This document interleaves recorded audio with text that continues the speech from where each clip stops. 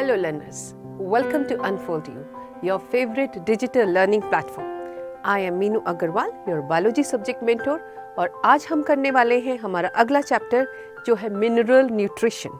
And in this video we are going to talk about mineral nutrition in plants और mineral requirements of the plants. ठीक है, अब इस video में हम किस चीज़ की बात करेंगे? Actually all living organisms, what do they need for their growth? They need carbohydrates, proteins, minerals, water, ये सब चीज़ें ज़रूरी है उनकी ग्रोथ के लिए, उनकी डेवलपमेंट के लिए.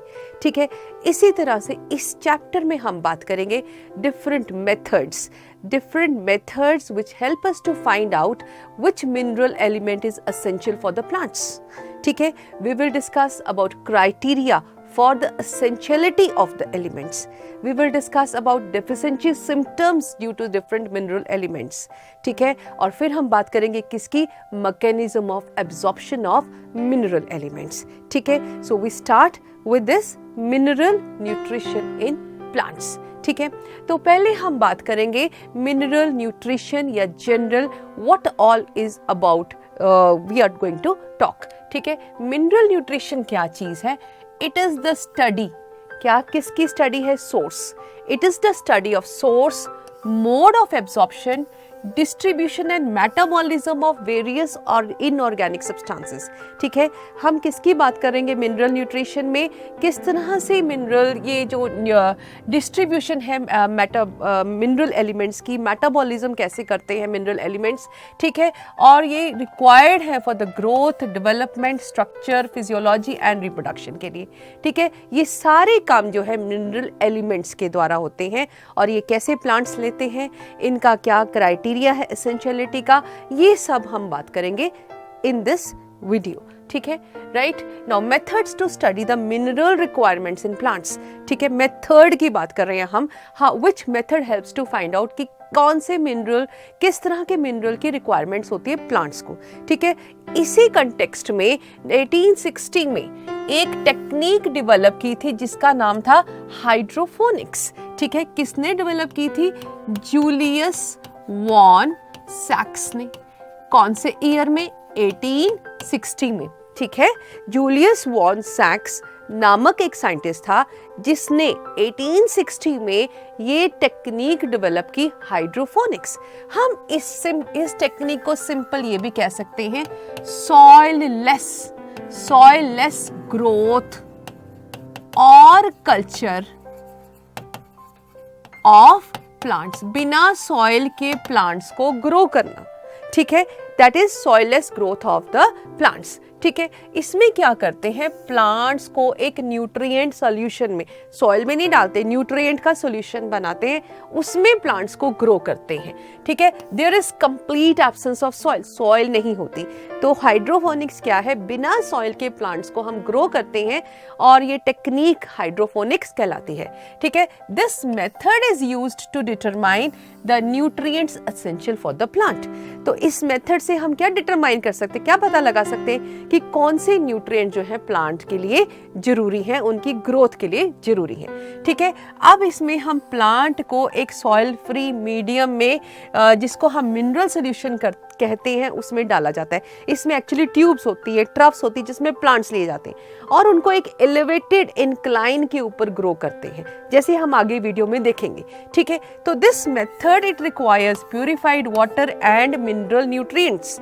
इसमें प्यूरिफाइड वाटर प्यूरिफाई करना पड़ता है बार बार और बार बार न्यूट्रिएंट सॉल्यूशन बदलना पड़ता है. इस तरह से जब हम सक्सेसिव एक्सपेरिमेंट्स करते हैं, एक के बाद दूसरा, दूसरे के बाद तीसरा, किसी में मिनरल एलिमेंट ऐड कर देंगे, किसी में एलिमिनेट कर देंगे, तो उससे हम ये पता लगा सकते हैं कौन सा मिनरल एलिमेंट जरूरी है प्लांट की ग्रोथ के लिए या उसके ना होने से प्लांट को क्या डेफिशिएंसी सिम्टम्स हो सकते हैं.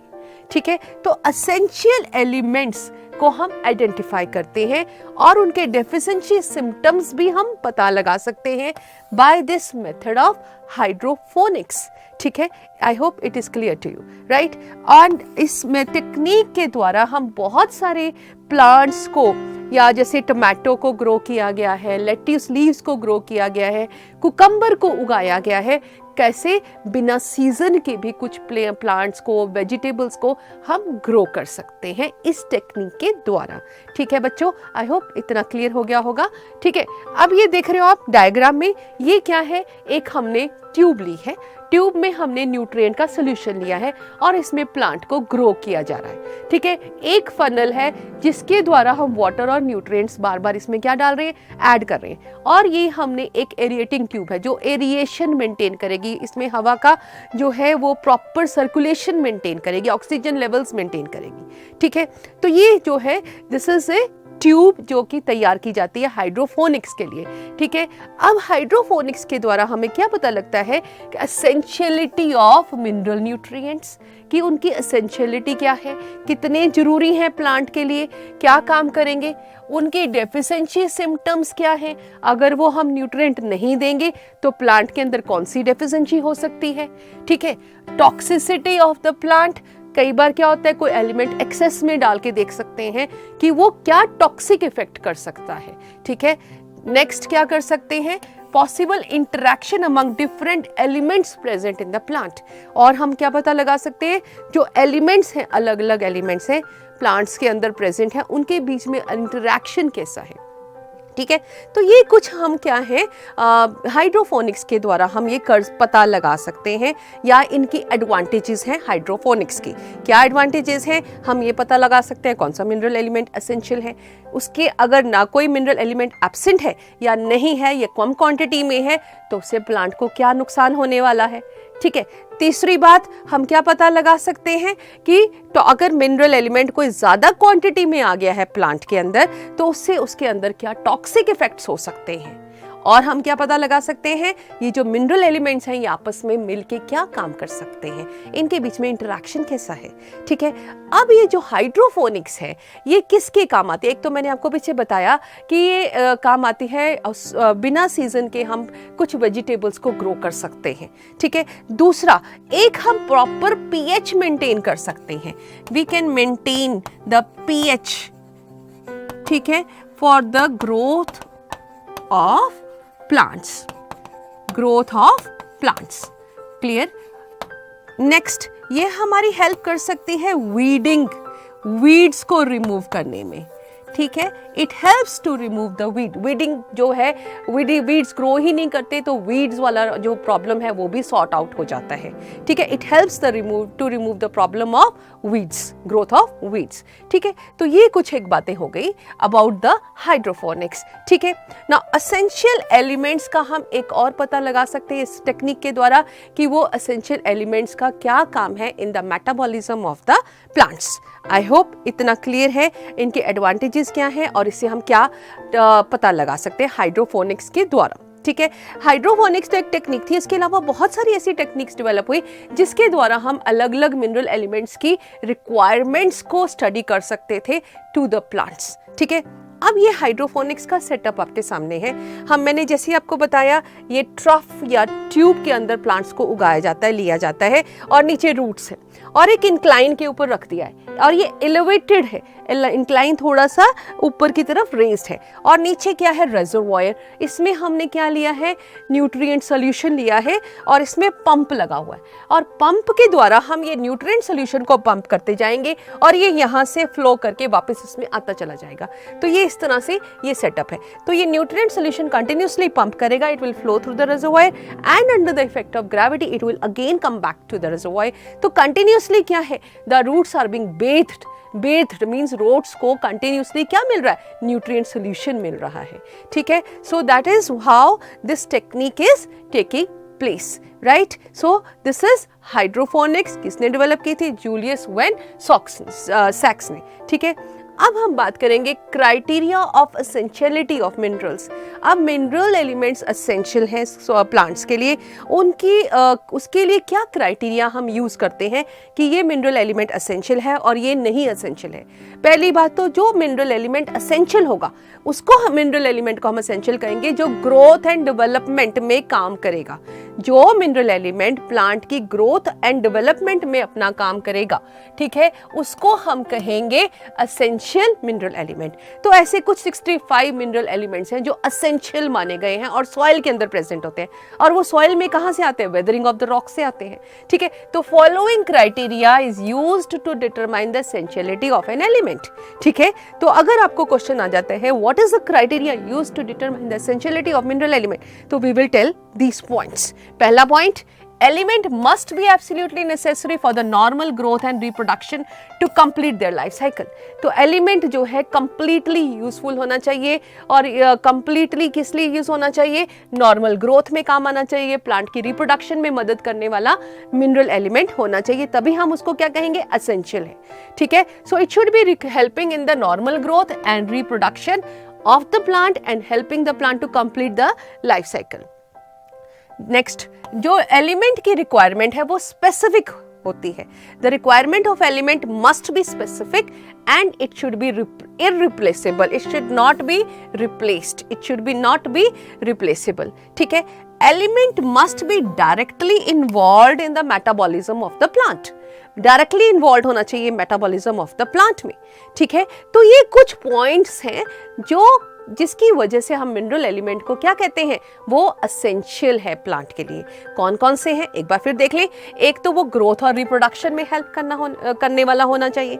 दूसरा, it should be irreplaceable, it should not be replaced by any other element and it should be specific in action, ठीक है।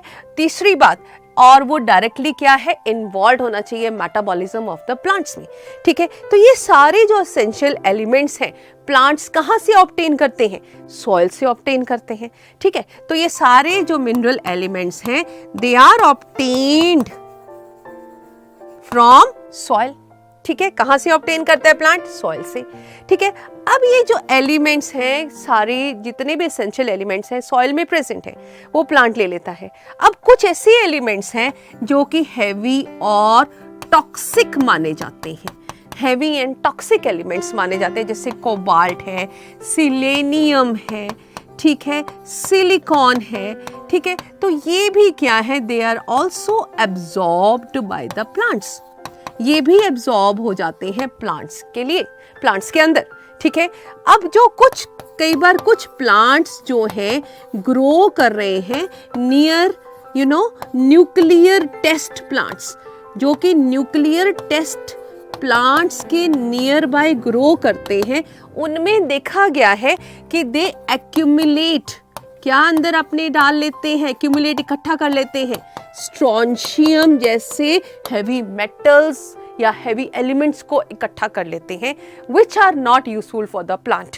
तो ये हम कहेंगे अल्टीमेटली कि जितने भी सॉइल में एलिमेंट्स हैं सारे यूजफुल नहीं है, उनमें से कुछ ऐसे भी एलिमेंट्स हैं जो कि नॉन एसेंशियल एलिमेंट्स प्रेजेंट हैं, जैसे कि हैवी एंड टॉक्सिक, वो भी प्लांट्स के अंदर चले जाते हैं, जैसे कि स्ट्रोंशियम, जो प्लांट्स न्यूक्लियर टेस्ट साइट्स के नज़दीक ग्रो करते हैं उनके अंदर स्ट्रोंशियम की एक्यूमुलेशन देखने को मिलती है, ठीक है। तो ये इनको जो कुछ ऐसे प्लांट जो एलिमेंट्स हैं इनको स्टडी करने के लिए जो नॉन एसेंशियल हैं या क्या हार्मफुल इफेक्ट्स कर रहे हैं, इवन जो मिनिमल ट्रेसेस में कुछ एलिमेंट्स जो हार्म करते हैं, मिनिमल ट्रेसेस कितनी वैल्यू तक?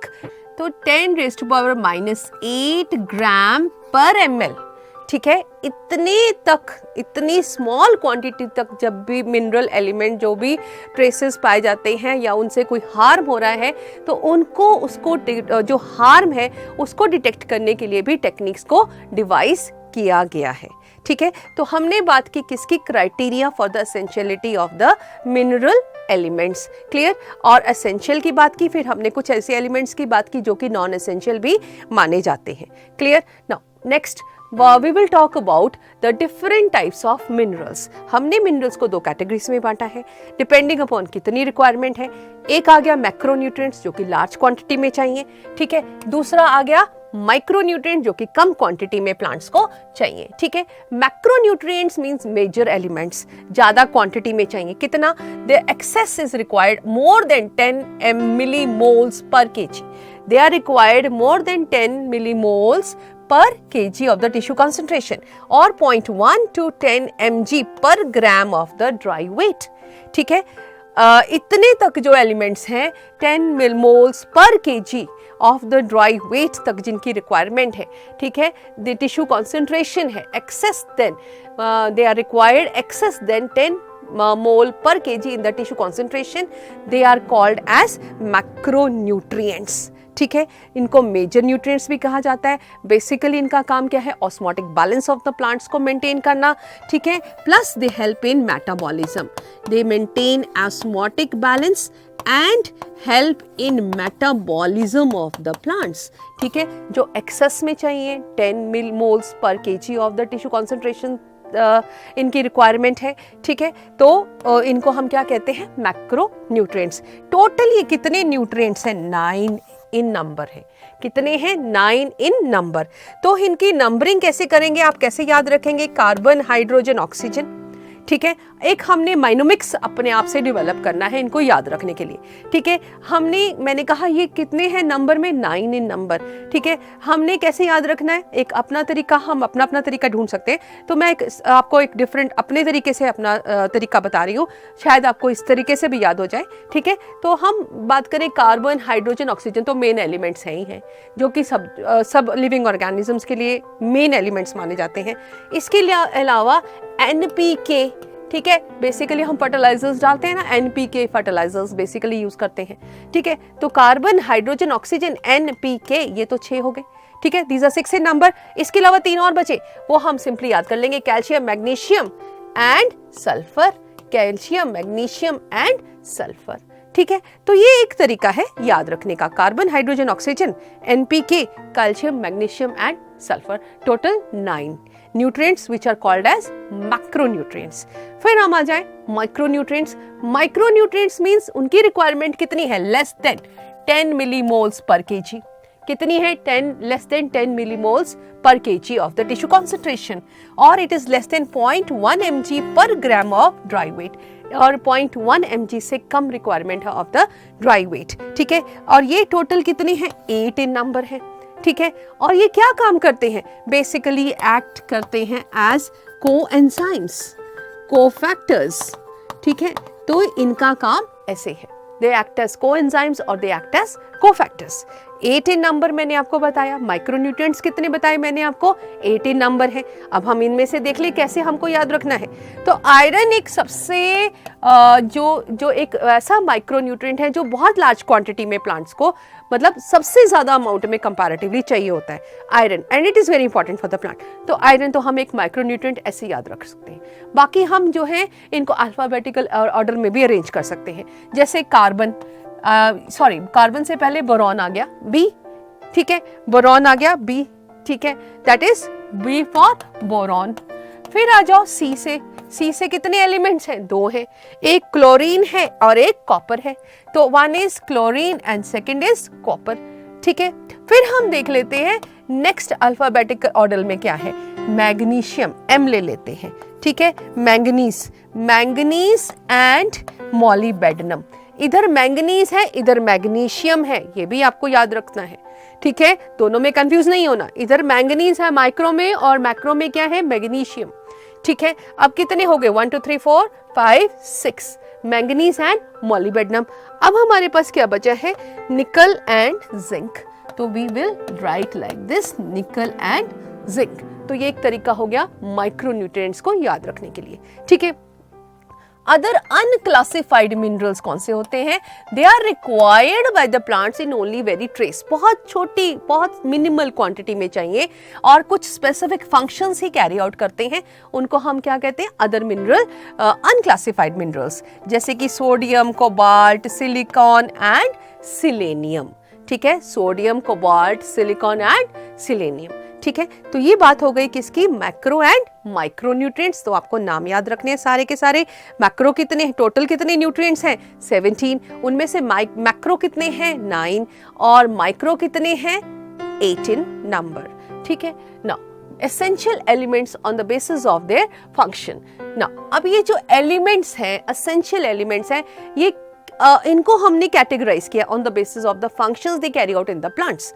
अपने क्या क्या काम करते हैं, किस काम आते हैं बेसिकली प्लांट्स में, ठीक है। तो पहला फंक्शन जो है बेसिकली जो मिनरल एलिमेंट्स हैं बायोमोलिक्यूल्स का हिस्सा है या सेल स्ट्रक्चर बनाते हैं, ठीक है। तो उसमें आ गया carbon, hydrogen, oxygen and nitrogen, ठीक है। Carbon, hydrogen, oxygen and nitrogen.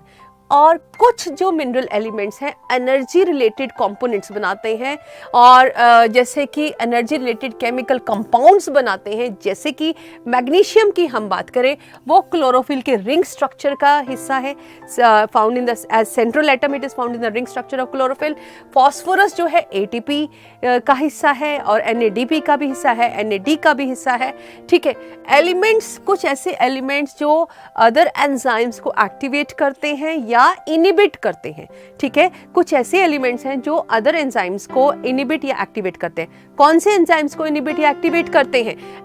ऐसे एंजाइम्स को जो कि रेस्पिरेशन में काम आते हैं, फोटोसिंथेसिस में काम आते हैं, ठीक है, ऐसे एंजाइम्स को। जैसे मैग्नीशियम 2 पॉजिटिव की बात करें, ये राइबोलोज बाइफॉस्फेट कार्बोक्सिलेज ऑक्सीजनेज एंजाइम को एक्टिवेट करता है। कौन से एंजाइम को? Mg2 पॉजिटिव जो है राइबोलोज biphosphate carboxylase oxygenase, very important enzyme, ठीक है, उसको एक्टिवेट करता है। पीईपी केस को एक्टिवेट करता है, फॉस्फोफिनॉल पाइरुवेट कार्बोक्सिलेज को एक्टिवेट करता है, जो कि ये जो एंजाइम्स हैं बेसिकली कहाँ काम आते हैं? कार्बन डाइऑक्साइड फिक्सेशन में अपना काम करते हैं। तो ये एंजाइम्स किस काम आते हैं? कार्बन डाइऑक्साइड फिक्सेशन में काम आने वाले एंजाइम्स हैं, ठीक है। फिर जिंक की हम बात करें, very important element actually it is. एक तो ऑक्सीजन के सिंथेसिस करता है, दूसरा ये अल्कोहल डिहाइड्रोजिनेज एंजाइम का एक्टिवेटर माना जाता है। किसको एक्टिवेट करता है? अल्कोहल डिहाइड्रोजिनेज को। और मॉलिबेडनम तो नाइट्रोजिनेज एंजाइम का कंपोनेंट है, हिस्सा है, जो कि नाइट्रोजन मेटाबॉलिज्म करता है। It is a very important aspect in the plants, जो कि फिक्सेशन ऑफ नाइट्रोजन मेटाबॉलिज्म होती है, माइक्रोब्स की हेल्प से होती है या कुछ और फ्री माइक्रो ऑर्गेनिजम्स की भी हेल्प से होती है, ठीक है। नाउ एसेंशियल एलिमेंट्स क्या करते हैं? ऑस्मोटिक पोटेंशियल को भी चेंज करते हैं सेल के। जैसे पोटेशियम की बात करें, वो किसमें मदद करता है? Opening and closing of stomata. तो ये हो गई functions of elements in the plants. क्या क्या फंक्शंस हैं एक बार फिर से देख लें। एक तो वो बायोमोलिक्यूल्स बनाते हैं, दूसरा वो एनर्जी रिलेटेड कंपाउंड्स बनाते हैं, तीसरा वो एंजाइम्स को एक्टिवेट और कुछ एंजाइम्स को एक्टिवेट और इनिबिट करते हैं। देन वी हैव जिंक की हमने बात की, जो अल्कोहल डिहाइड्रोजिनेज को एक्टिवेट करता है, और मॉलिबेडनम जो कि नाइट्रोजिनेज का हिस्सा है, ठीक है। They also change the osmotic potential of the plants, ठीक है। तो ये हो गई बात किसकी? एलिमेंट्स की on the basis of their functions, ठीक है। Now we talk about the role of macro and micronutrients in general, ठीक है। क्या रोल निभाते हैं micronutrients and micronutrients in plants? जैसे कि सेल परमेबिलिटी बढ़ा देते हैं, इंक्रीज करेंगे, उसको चेंज करेंगे, ठीक है। ऑस्मोटिक बैलेंस मेंटेन करेंगे, ठीक है। एंजाइम डिफरेंशिएशन, एंजाइम में हेल्प, एंजाइमेटिक रिएक्शंस में हेल्प करेंगे, buffering action of the plants करेंगे, ठीक है। तो कुछ ऐसे फंक्शंस की हम बात करेंगे।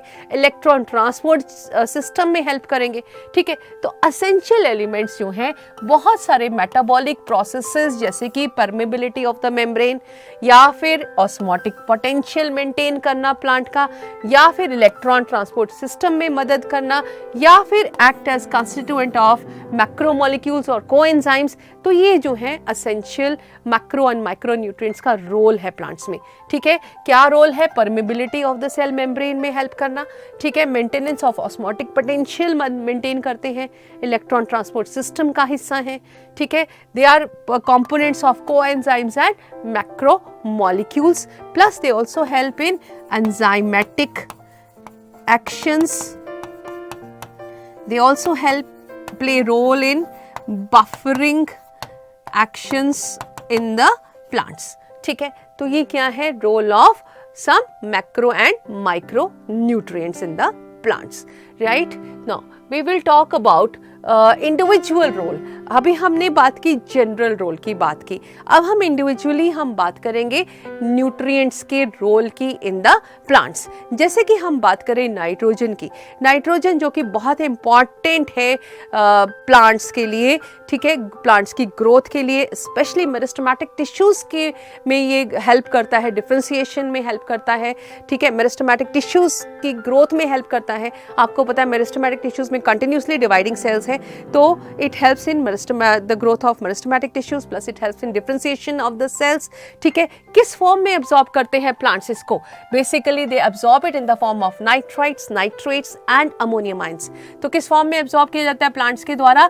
Nitrites, nitrates and ammonium ions. ठीक है, और ये जो है नाइट्रोजन किसका कंपोनेंट है? प्रोटीन्स का है। ठीक है, कंस्टिट्यूएंट ऑफ प्रोटीन्स है, न्यूक्लिक एसिड्स का हिस्सा है, विटामिन्स का हिस्सा है। ठीक है, तो ये हो गया नाइट्रोजन के मेटाबॉलिज्म की बात, नाइट्रोजन के रोल की बात।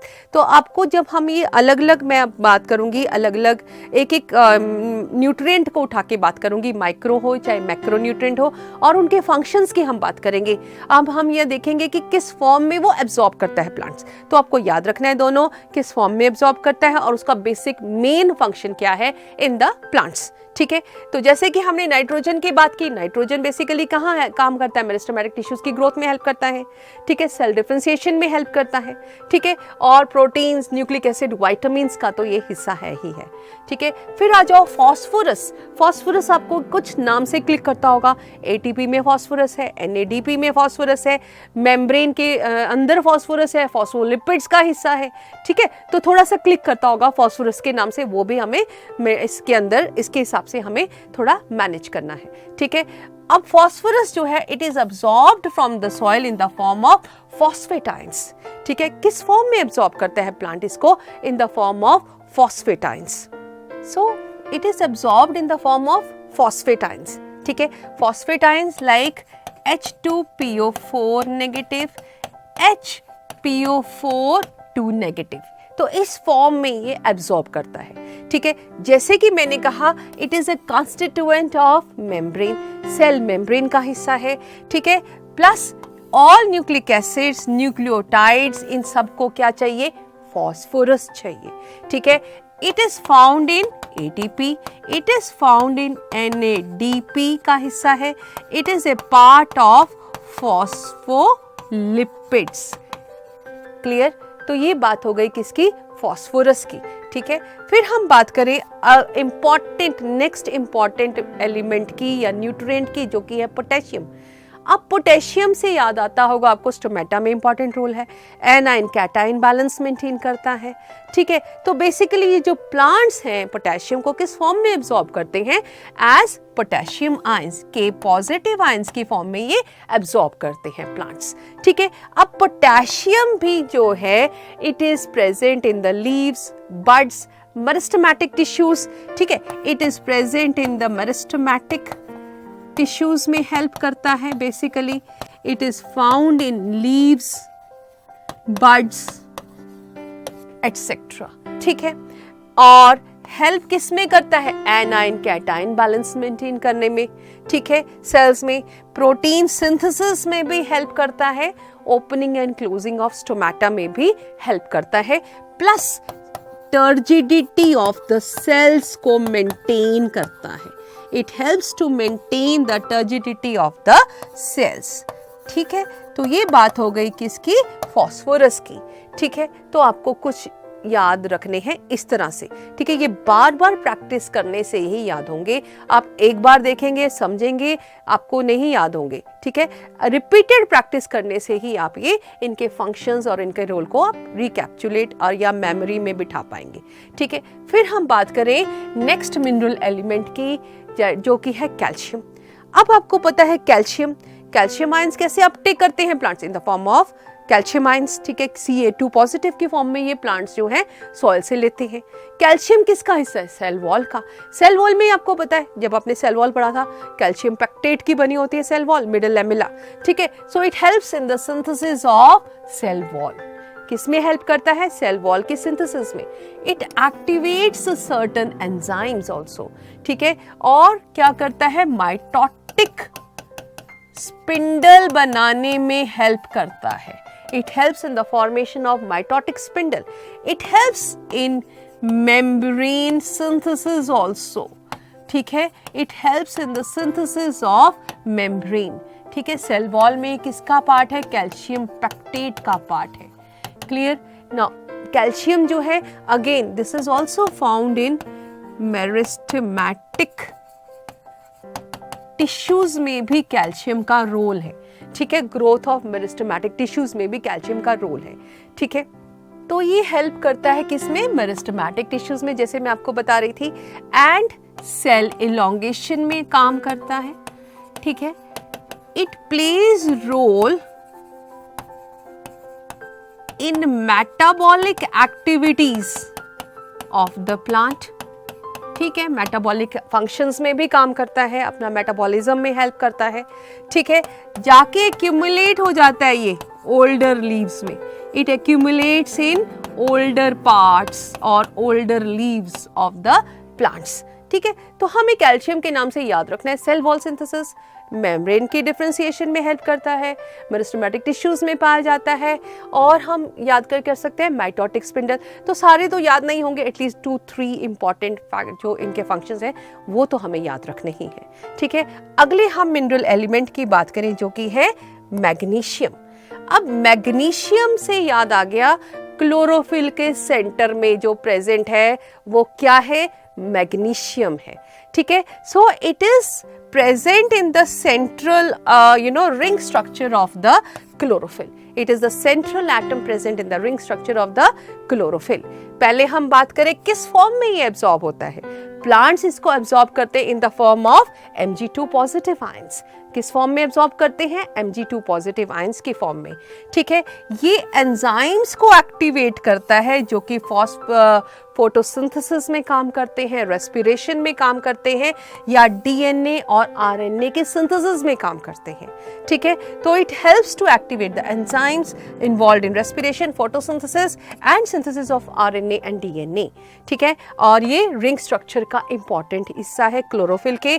Plus it is an important part of ribosome structure also, or you can say it helps in the formation of ribosomes. important role play करता है राइबोसोम की फॉर्मेशन में भी. ठीक है, तो ये हो गई कुछ बात किसकी? मैग्नीशियम की. क्लियर? अब हम बात करेंगे नेक्स्ट न्यूट्रिएंट जो कि है सल्फर. अब सल्फर जो है बेसिकली अमाइनो एसिड्स का हिस्सा होता है. मिथ्योनिन, सिस्टाइन, ये जो अमाइनो एसिड्स हैं सल्फर रिच अमाइनो एसिड्स हैं. तो इसको जो एब्जॉर्ब करते हैं plants as sulphate ions. Plants किस फॉर्म में एब्जॉर्ब करते हैं? As sulphate ions. ठीक है, it is present in cysteine and methionine and it is the major constituent of various enzymes, coenzymes and vitamins. ठीक है, लाइक थायमीन का important हिस्सा है, बायोटिन का इंपॉर्टेंट हिस्सा है, ऐसे कुछ एंजाइम्स हैं, ऐसे कुछ विटामिन्स हैं जिनका सल्फर जो है एक इंपॉर्टेंट कंपोनेंट है. ठीक है, अब हम बात करें नेक्स्ट मिनरल एलिमेंट की जो कि है आयरन. आयरन आपको पता है वेरी इंपॉर्टेंट, मेटाबॉलिज्म के लिए बड़ा जरूरी है.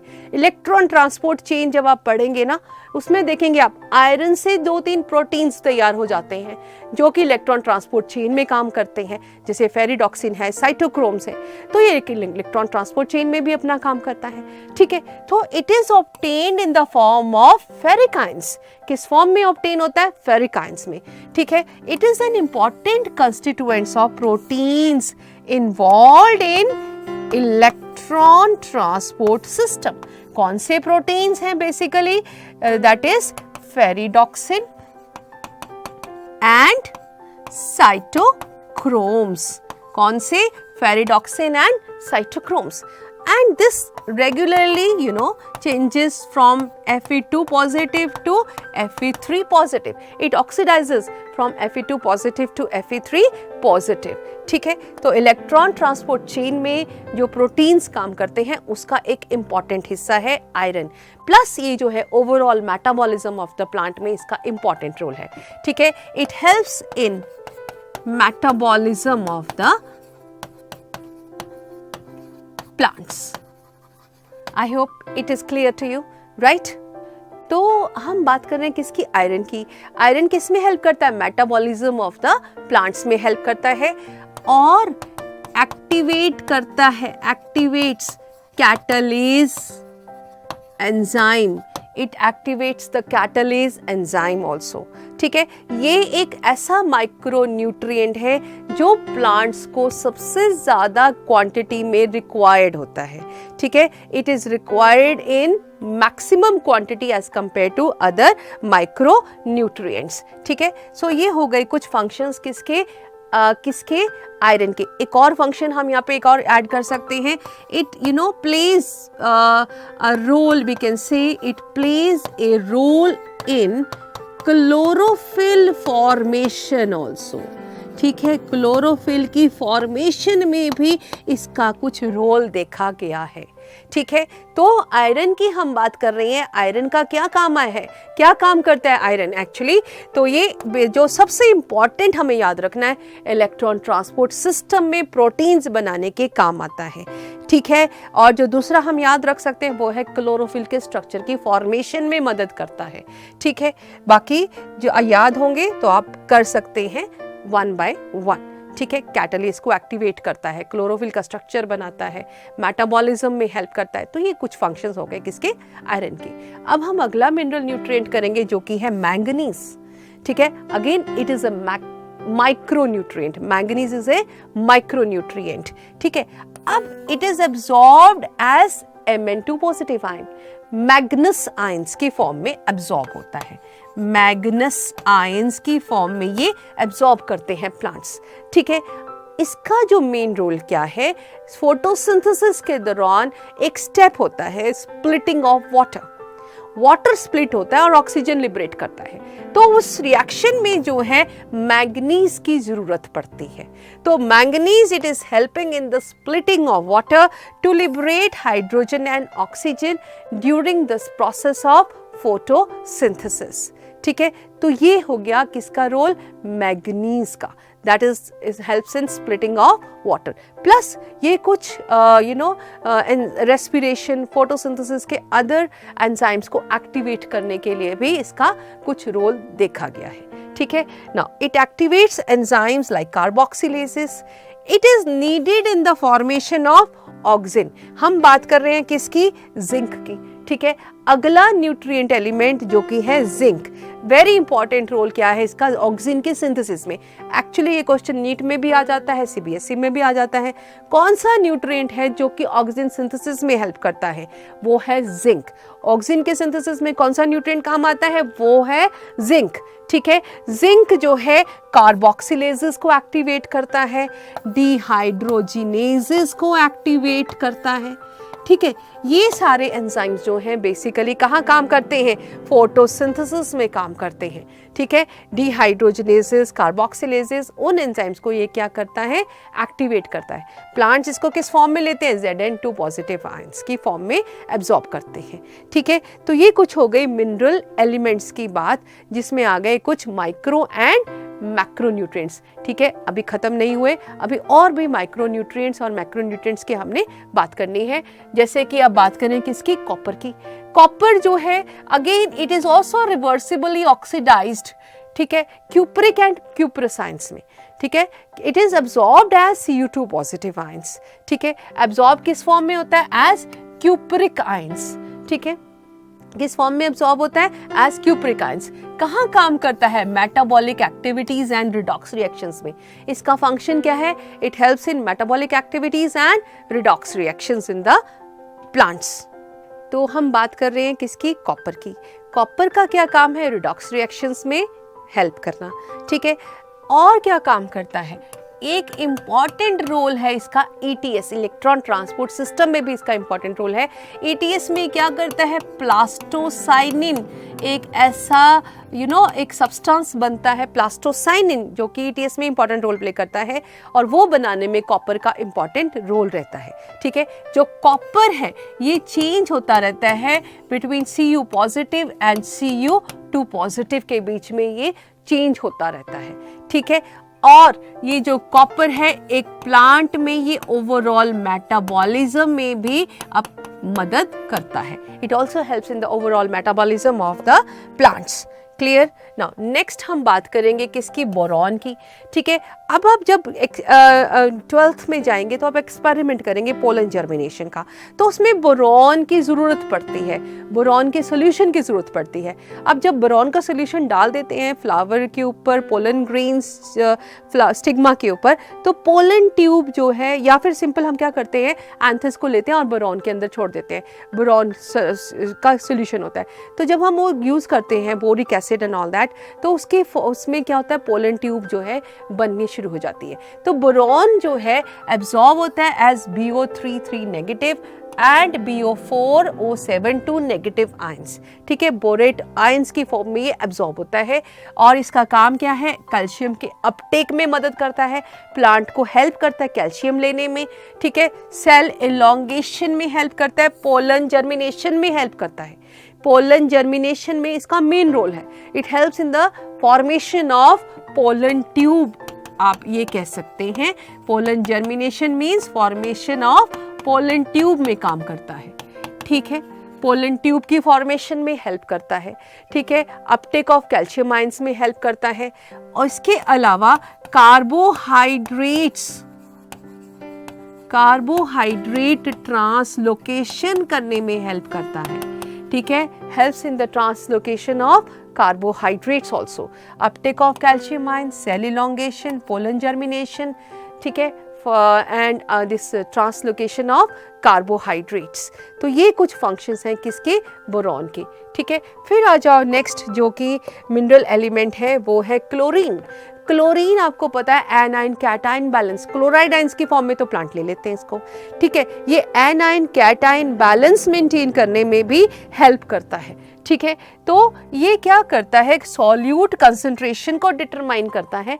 ठीक है, and also plays role in splitting of water during photosynthesis. इसका एक छोटा सा रोल है ड्यूरिंग वाटर स्प्लिटिंग में भी कुछ पार्ट इसका रोल है। ठीक है, and it helps to maintain anion cation balance in the plants. ठीक है, फिर हम एक और मिनरल एलिमेंट की बात करेंगे जो कि है मॉलीबेडनम। ठीक है, मॉलीबेडनम, और इसको मॉलीबेडनम जो है एक प्लांट्स के अंदर एंजाइम होता है, नाइट्रोजिनेज एंजाइम होता है, जिसका ये इम्पॉर्टेंट हिस्सा है। ठीक है, मॉलीबेडनम जो है मॉलीबिडेट आयंस की फॉर्म में प्लांट्स जो हैं इसको अब्सॉर्ब करते हैं एज मॉलीबिडेट आयंस। ठीक है, तो this is absorbed in the form of molybdenate ions and it is an important part of this enzyme nitrogenase and nitrite reductase, which help in nitrogen metabolism in the plants. Clear? So this is the role of different micro and macronutrients in the plants. ठीक है, तो ये I hope clear हो गया होगा। इनमें एक दो पॉइंट्स आप और भी कहीं से ऐड करना चाहें तो कर सकते हैं, बट मेन जो है सारे रोल जो हैं हर मिनरल एलिमेंट का हम ये डिस्कस कर चुके हैं यहाँ पे। ठीक है, तो अब हम बात कर रहे थे, हमने बात कर ली सारे मिनरल एलिमेंट्स की और उनके रोल की, आप सभी को क्लियर हो गया होगा। ठीक है, तो अब हम एक बार जो मॉलीबेडनम हम डिस्कस कर रहे थे, एक बार फिर इसके पॉइंट्स हम देख लेते हैं। ठीक है, किस फॉर्म में एब्जॉर्ब होता है, मॉलीबिडेट आयंस, जैसे मैंने आपको समझा दिया। ठीक है, किस में काम करता है, नाइट्रोजन मेटाबॉलिज्म में। कैसे, नाइट्रोजनेस का हिस्सा है, नाइट्रेट रिडक्टेज का हिस्सा है, as we have discussed in the previous step. ठीक है, अब हम बात करेंगे क्वेश्चंस की बेस्ड ऑन दिस वीडियो। ठीक है, तो फर्स्ट क्वेश्चन है हमारा कि व्हाट इज हाइड्रोफोनिक्स, इसको डिफाइन करेंगे। तो soilless culturing of the plants, ठीक है, soilless culturing of the plants is called hydroponics. अगर आपसे एडवांटेज पूछेगा कोई तो आप कहेंगे it maintains the pH of the plant, it removes the problem of growth of weeds, plus we can grow certain plants out of season also, certain vegetables can be obtained out of season also। ऐसी कुछ vegetables के नाम जो obtain हुई हैं, they are tomato, lettuce, cucumber, all these। ठीक है, why nitrogen is required by the plants. Next question क्या कहता है, अब नाइट्रोजन प्लांट्स के लिए क्यों जरूरी है, क्या रिक्वायरमेंट है, क्यों, क्या करती है नाइट्रोजन। एक्चुअली जो नाइट्रोजन है, it is A component of proteins, it is A component of nucleic acids, right. So this is a component of all these elements, all these substances in the plants. So nitrogen is required by the plants, ठीक है। और भी आप कुछ add करना चाहें तो आप ऐड कर सकते हैं। नाइट्रोजन कैसे ऑब्टेन होती है प्लांट्स से, प्लांट्स कैसे ऑब्टेन करते हैं, एक्चुअली इसमें बहुत सारे स्टेप्स हम बात करेंगे, नाइट्रोजन साइकिल के हम बात करेंगे, ठीक है। तो नाइट्रोजन फिक्सेशन किसके द्वारा होती है, बायोलॉजिकली भी होती है, माइक्रोब्स के द्वारा, and it helps also due to lightning and all that also, ठीक है। तो नाइट्रोजन जो है, it is a main component of the proteins which are present in the plants, ठीक है। Name the nutrient essential for the synthesis of oxygen. Oxygen की synthesis के लिए कौन सा न्यूट्रिएंट चाहिए, कौन सा चाहिए, जिंक, ठीक है। तो we need zinc for the synthesis of oxygen in the plants, ठीक है। So that's all about this video. I hope you have understood whatever we have discussed today. We will come again with another interesting video very shortly. Till then, keep learning, keep sharing, and goodbye.